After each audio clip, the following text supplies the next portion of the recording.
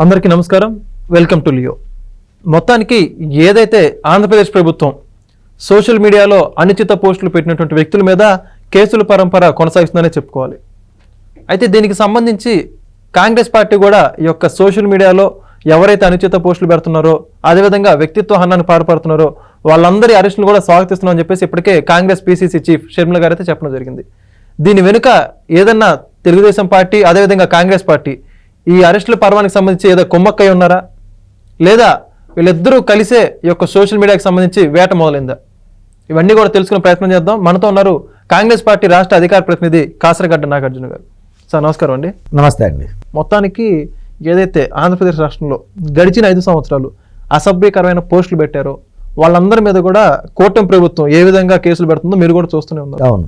మొత్తానికి కాంగ్రెస్ పార్టీ మీ PCC chief కూడా దాన్ని యాక్సెప్ట్ చేస్తున్నాం, మహిళల మీద అసభ్యమైనటువంటి పోస్టులు పెట్టడం తప్పే, ఈ అరెస్టులన్నీ కూడా జరగాల్సిందని చెప్పేసి మీ నాయకులు కూడా చెప్పడం జరిగింది. మరి అంటే చంద్రబాబు నాయుడు గారు తీసుకున్న నిర్ణయాన్ని స్వాగతిస్తున్నట్టే లేదా? 100% స్వాగతిస్తుంది సార్. అంటే ఇప్పుడు చాలా మంది వైసీపీ కూడా అనేది ఏంటంటే మీరు టీడీపీ కుంభక్కయ్యారని డైరెక్ట్గా అడుగుతున్న వాళ్ళు. నేను ఇప్పుడు ఒకటే చెప్తున్నాను, మంచి ఎవరు చేసినా మనం మంచిగా చెప్పాలి. అది మా అధ్యక్షురాలు వైఎస్ షర్మిలారెడ్డి గారు వాళ్ళ తండ్రి రాజశేఖర రెడ్డి గారి నుంచి నేర్చుకుంది.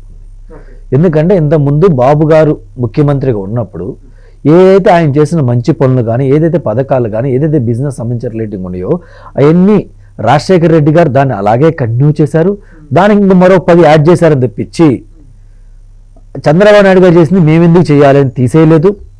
ఆయన చేసిన మంచిని మంచి కాదని కూడా చెప్పలేం. ఎందుకంటే ఎలక్షన్కి వెళ్ళే ముందు ఒక ఇంగ్లీష్ ఛానల్కి ఇంటర్వ్యూ ఇచ్చినవిలో మీరు ఫ్రీ విద్యుత్ ఎలా ఇస్తారని చెప్పి వైఎస్ఆర్ గారిని అడిగినప్పుడు వైఎస్ఆర్ గారు స్పష్టంగా చెప్పారు, సో అండ్ రీజన్స్ వల్ల నారా చంద్రబాబు నాయుడు గారు ఇలా మంచి పని చేశారు, సో ఇప్పుడు మనం ఇవ్వచ్చు, ఇచ్చే పొజిషన్కి మనం రీచ్ అయ్యి అందుకే నేను ఉచిత విద్యుత్ ఇస్తా అని చెప్పారు. అంటే చంద్రబాబు గారు మంచి చేస్తే మంచి అని చెప్పారు, చెడు చేస్తే అంతే విధంగా పోరాటం చేసి నిరూపించుకున్నారు వైఎస్ఆర్ గారు. అలాగే వైఎస్ఆర్ గారి పోలికతో పుట్టినామా షర్మిలమ్మ కాబట్టి, వైఎస్ఆర్ గారు రాజకీయ వారసురాలు షర్మిలమ్మ కాబట్టి చంద్రబాబు నాయుడు గారు మంచి చేస్తే మంచి అని చెప్తున్నాడు, చెడు చేస్తే చెడుని విమర్శిస్తున్నారు. దానికి ఎగ్జాంపుల్గా నిన్న కాక మొన్న బడ్జెట్ ప్రవేశపెట్టారు అసెంబ్లీలో. బడ్జెట్ ప్రవేశపెట్టినప్పుడు ఇవిందో 11 మంది ఎమ్మెల్యేలు ఉన్న జగన్మోహన్ రెడ్డి గారు కూడా ముందుకొచ్చి స్పందించాల. ఎప్పుడు స్పందించారు? మా షర్మిలమ్మ ముందుకొచ్చి మీరు బడ్జెట్లో ఈ తప్పులు చేశారు, ఏ పదానికి ఏ పథకానికి ఎన్ని రూపాయలు ఇస్తున్నారు, ఎంతమందికి ఇస్తున్నారో అసలు సర్టనిటీ లేదు, కరెక్ట్గా మీరు బడ్జెట్ ఇవ్వట్లేదు, అసలు ఆ పథకాలు ఈ ఇయర్ నుంచి ఇస్తారా, నెక్స్ట్ ఇయర్ నుంచి ఇస్తారా, ఆ నెక్స్ట్ ఇయర్ నుంచి ఇస్తారా, అసలు మీరు ఏం చేయబోతున్నారు ఏందని చెప్పి నిలదీసిన పార్టీ కాంగ్రెస్ పార్టీ, నిలదీసిన వ్యక్తి వైఎస్ షర్మిలారెడ్డి గారు. అంటే టీడీపీ ఏ చేసినా కానీ మేము సమర్థించట్లేదు సార్. టీడీపీ మంచి చేస్తే సమర్థిస్తున్నాం, వాళ్ళు మంచి చేయకపోతే లేదా ఇంకొకటి ఉంటే క్వశ్చన్ చే మొదటి పార్టీ ఏంటి? కాంగ్రెస్ పార్టీ వైఎస్ షర్మిలారెడ్డి గారు. మేం ప్రెస్ మీట్ పెట్టిన తర్వాత మేం మాట్లాడిన తర్వాత అప్పుడు జగన్మోహన్ రెడ్డి గారు వచ్చి ప్రెస్ మీట్ పెట్టడం, లేదా వాళ్ళ ఎమ్మెల్యేలు వచ్చి మాట్లాడటం జరుగుతుంది. ఇప్పుడు బూతులు తిట్టారు. ఎవరిని తిట్టారు? భువనేశ్వర్ గారు తిట్టారు, తప్పే కదా.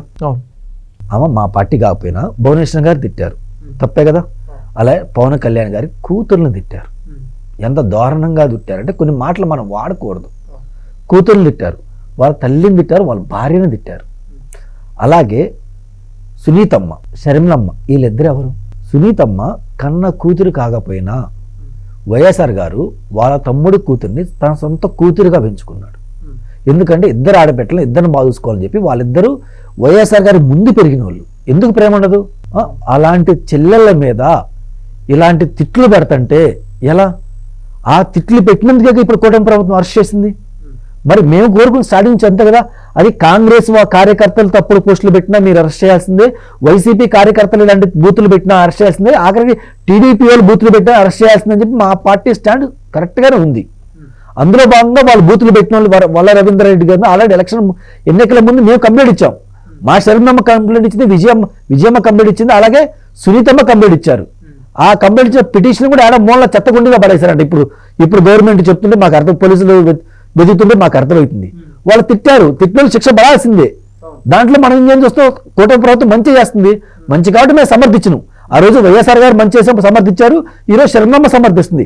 ఆ రోజు వైఎస్ఆర్ గారు ఏదైనా గవర్నమెంట్ అగ్నెస్ట్ ప్రజలకు అగ్నెస్ట్ ఏమైనా జరిగితే వైఎస్ఆర్ గారు క్వశ్చన్ ఇచ్చారు, ఇప్పుడు ఎకనామిక్స్కి ఏం జరుగుతుంది షర్మిలమ్మ క్వశ్చన్ ఇస్తుంది.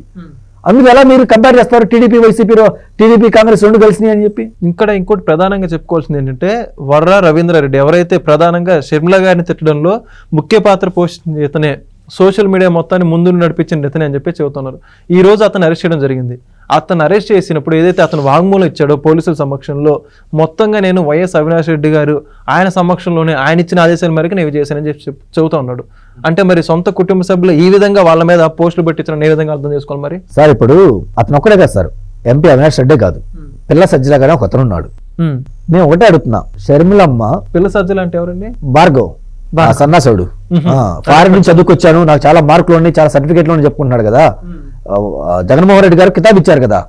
అంటే మాజీ సోషల్ భార్గవ్ రెడ్డి గారు చాలా మంచి వ్యక్తి, సౌమ్యుడు, అమాయకుడు, ఉత్సాహవంతుడు. మరి దేంట్లో బూతులు తిట్టిన ఉత్సాహవంతుడు, పోస్టులు పెట్టించిన ఉత్సాహవంతుడు. మాకు తర్వాత ఇప్పుడు అర్థమవుతుంది, కూటమి ప్రభుత్వం వచ్చిందా ఇవన్నీ చూపిస్తుంటే మాకు ఇప్పుడు కళ్ళకి అర్థమవుతుంది.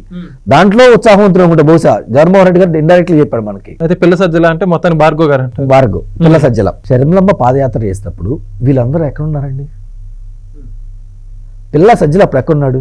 షెడ్యూల్ వేసుకుని యూఎస్ డైర్లో వేసుకొని యూఎస్ లో గోళీలాట ఆడతా తిరిగేవాడు, బుక్ పెట్టుకొని స్కూల్కి కాలేజీకి వెళ్ళేవాడు యూఎస్ లో. అలాంటి పిల్ల సజ్జల ఇప్పుడు వచ్చి షర్మిలమ్మ మీద తొక్కుతున్నాడంటే నువ్వు రాజన్న బిడ్డ తొక్కేది. నీ వైసీపీ అధికారం రావడానికి షర్మిలమ్మ ఎంత కష్టపడిందని నీకేం తెలుసు? మీ అయ్యనాడు తెలిసిద్ది. వీళ్ళ అయ్యే కదా చేసింది మొత్తం. షర్మిలమ్మ ఆ రోజు యాక్టివ్గా తిరుగుతుంటే పార్టీ క్యాడర్ మొత్తం ఏమైనా ఓన్ చేసుకుంటుంది, నీ పార్టీ పోతున్నాయి అని చెప్పి ఎవరు ఎక్కించాడు? ఇలా పెద్ద సజ్జలాగా ఎక్కించింది. దానివల్లే కదా జగన్మోహన్ రెడ్డి గారు లేదు పార్టీ పోతుందని చెప్పి షర్మిలమ్మ దూరం పెట్టి ఇచ్చేసింది. అంటే వీళ్ళిద్దరికి మధ్య వివాదం ముఖ్య చిచ్చు పెట్టింది, చిచ్చు పుల్లలు పెట్టేవాడే కదా మరి సజ్జల వీళ్ళిద్దరు కాదు ప్రతి ఒక్కళ్ళకి పుల్లలు పెట్టాడు.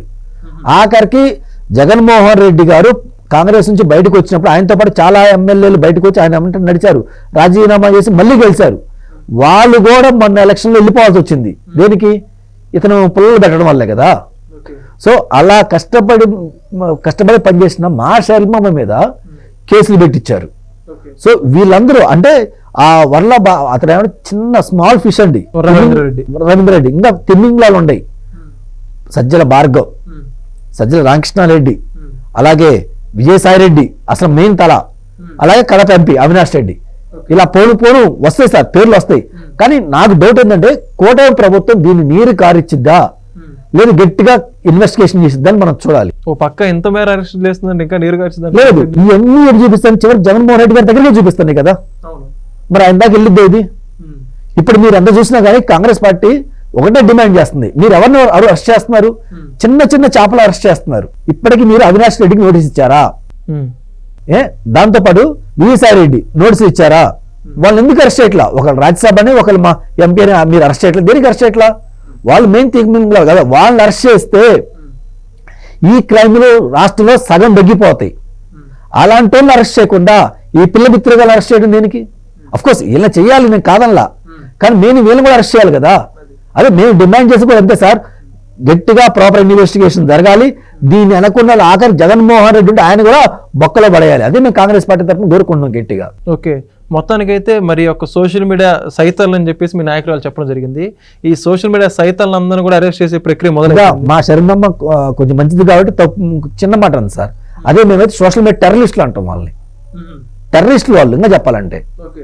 మరి లేకపోతే మొన్నటిదాకా మీరు మిమ్మల్ని పెంచి పోషించి ఇచ్చేసి మిమ్మల్ని భుజాల మీద ఆడించింది ఎవరు? షర్మిలమ్మే కదా.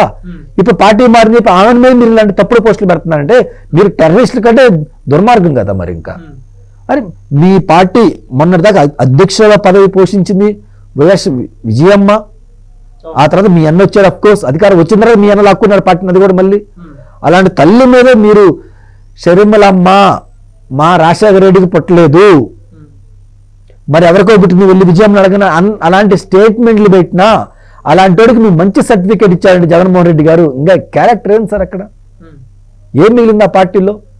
చివరి వీళ్ళే మిగులుతారు, ఇంకెవరు మిగిలిన కార్యకర్తలు కూడా ఇప్పుడు ఏమంటున్నారు, ఈ పార్టీలో ఉండకూడదు, వైసీపీ వల్ల రాష్ట్రానికి దేశానికి అలాగే మన కుటుంబాలకు కూడా నాశనం జరుగుద్ది, ఒకళ్ళొకళ్ళు గొడవ పడగలకు వచ్చింది, ఆఖరికి అన్నాదమ్ములు కూడా కొట్టుకునే పరిస్థితి తీసుకొచ్చింది. మన మైండ్ మెంటాలిటీని అలా వీళ్ళు ట్యూన్ చేస్తున్నారు. దీనికంటే మన పాత పార్టీ కరెక్టు, మన కాంగ్రెస్కి మనం వెళ్దాం, స్వతంత్రం ఇచ్చిన పార్టీ, ఎన్నో ఏళ్ళు దేశానికి మేలు చేసిన పార్టీ, ఎన్నో ప్రాజెక్టులు తీసుకొచ్చిన పార్టీ, కట్టిన పార్టీ, ఎన్నో ఇది చేసిన పార్టీ. సో మన పార్టీకి మనం వెళ్దాం ఇప్పుడు కార్యకర్తలు అనుకుంటున్నారు. అంటే ఇప్పుడు జగన్మోహన్ రెడ్డి గారి నిజస్వరూపం ఇప్పుడు తెలుస్తుందండి. ఇప్పుడు అర్థమవుతుంది ఏమని, సొంత తల్లినే తిట్టించాడు, చెల్లినే కాదు సొంత తల్లిని కూడా తిట్టించారంటే ఇతనంత దుర్మార్గుడు. అలాంటి వానికి నువ్వు వచ్చి సర్టిఫికేట్లు ఇస్తున్నామంటే ఫస్ట్ క్లాస్ స్టూడెంట్ అని చెప్పి నేనేం వాళ్ళాలి. మరి ఇంకొక అంటే షర్మిల గారు ఇంకొక చెల్లెలు వైఎస్ సునీతమ్మ గారు మాట్లాడుతూ ఈరోజు కడప వెళ్ళి పులివెందుల పోలీస్ స్టేషన్లో కడప ఎంపీ అవినాష్ రెడ్డి గారి మీద ఈరోజు కేసు నమోదు చేయబోతున్నట్టు అవి తెలిపారు. దీని గురించి ఏమంటారు? అంటే మాకు ఇప్పుడిప్పుడే ఏపీ పోలీసుల మీద నమ్మకం కలుగుతుంది సార్. ఎందుకంటే గత టైంలో విజయమ్మ కానీ శర్మమ్మ కానీ అలాగే సునీతమ్మ కానీ కంప్లైంట్ ఇస్తే ఎక్కడ తీసుకున్న దాఖలా లేవు. ఇప్పుడు వీళ్ళు తీసుకుంటున్నారు. అంటే ఇంతకు ముందుతో పోలిస్తే ఇప్పుడు కొంచెం బెటర్గా పరిపాలన జరుగుతున్నానే కదా, పోలీసులు రియాక్ట్ అవుతున్నారు కదా. అంటే కనీసం పోలీసులు అన్న మారారు అంటానికి ఇది నిదర్శనం సార్. వ్యవస్థ దారిలో పడిందంట, పోలీస్ వ్యవస్థ కొంచెం పడింది అనుకుంటాను. ఎందుకంటే వాళ్ళు నిజంగానే ఆ కంప్లైంట్లు బయట తీసి దాని వెనక ఎవరున్నారు, చిన్న చిన్న ఫిష్ల్ని బలి చేయకుండా పెద్ద తెమ్మెంగాలు తీసుకొచ్చి స్టేషన్లో వేసి వాళ్ళని జైలు శిక్ష బలా చేస్తే డెఫినెట్గా వాళ్ళని కాంగ్రెస్ పార్టీ అప్రిషియేషన్ చేసింది.